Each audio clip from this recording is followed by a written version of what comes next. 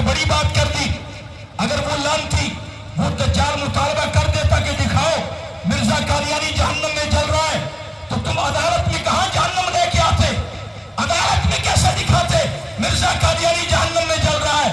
علامہ انور شاہ رحمہ اللہ نے فرمایا ارے اس نے مطالبہ کیوں نہ کر دیا؟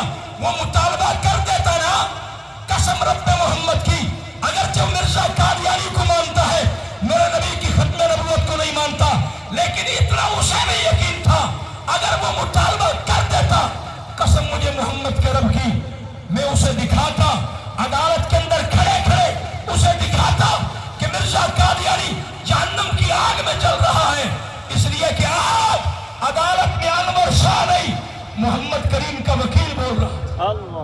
نعرہ تکبیر قائدیانیوں پہ لعنت. دوستو ہمارے اکابرین نے بڑی قربانیاں دی ہیں. قرآن کریم کے دلائل احادیث مبارکہ کے دلائل ہمارے اکابرین کی قربانیاں. علامہ انور شاہ حج کا سفر چھوڑ کے بھاولپور آئے ہیں ختم نبوت کے دلائل دیے ہیں اور یہ پہلا فیصلہ تھا. انگریز نے بڑا زور لگایا جج محمد اکبر خان پہ پیسے لے لے دباؤ میں آ جائے اور قادیانیوں کے حق میں فیصلہ کر دے. ان ججوں میں بھی سارے بے ایمان نہیں ہوتے بڑے بڑے ایمان والے ہوتے ہیں. جج محمد اکبر خان نے انگریز کے دور میں انگریز کی آنکھوں میں آنکھ ملا کے کہا انگریزوں میں تمہاری عدالت کا جج ضرور ہوں مجھے جج رکھنا ہے تو رکھو نہیں رکھنا میں تمہاری عدالت سے استعفا دے سکتا ہوں لیکن میں محمد کریم کی غلامی نہیں چھوڑ سکتا. دوستو علامہ انور شاہ نے دلائل دیے اور انگریز کے دور میں جج محمد اکبر خان نے انگریز کے دور میں فیصلہ کیا غلام عائشہ نامی لڑکی مسلمان ہے اس کا نکاح اور اس کی رخصتی مرزائی کے ساتھ ہو سکتی بڑی اس کا نکاح اور رخصتی مرزائی کے ساتھ. ابھی اسمبلی سے فیصلہ نہیں ہوا تھا. مفتی محمود صاحب نے تو بہت بعد میں فیصلہ کرایا. غلام غوث ہداروی صاحب نے بہت بعد میں فیصلہ کرایا.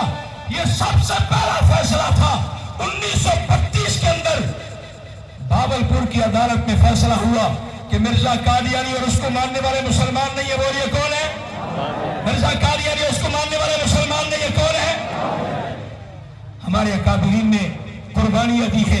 دین پور شریف کی خانقاہ ہے ہماری خانقاہ سراجیہ ہے اور اس طرح ہمارے بڑے بڑے مشائخ اور اکابرین لائن لگی ہوئی ہے کتابیں بڑی پڑی ہیں.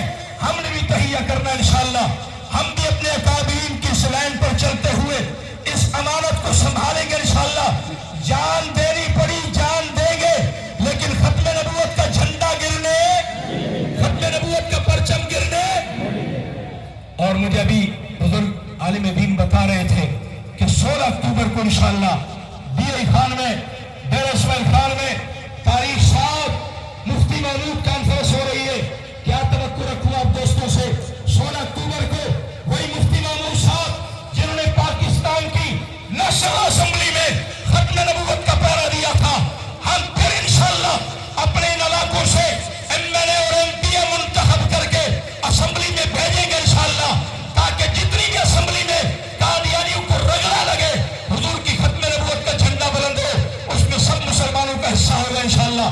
کیا 16 اکتوبر کو انشاءاللہ ڈی خان مفتی محمود کانفرنس میں بھی پہنچیں گے انشاءاللہ. اللہ کریم ہمیں حضور کی ختم نبوت کی پاسبانی کے لیے نسلوں سمیت قبول فرمائے. میں ایک دفعہ پھر اپنے تمام علماء کرام اور مشائخ کو مبارکباد پیش کروں گا. یہ تاریخ 7 اجتماع اور یہ تاریخ 7 کانفرنس سجانے پر اللہ رب ذوالجلال میری آپ کی ختم نبوت کی نسبت سے اس حاضری کو اپنی بارگاہ میں قبول فرمائے.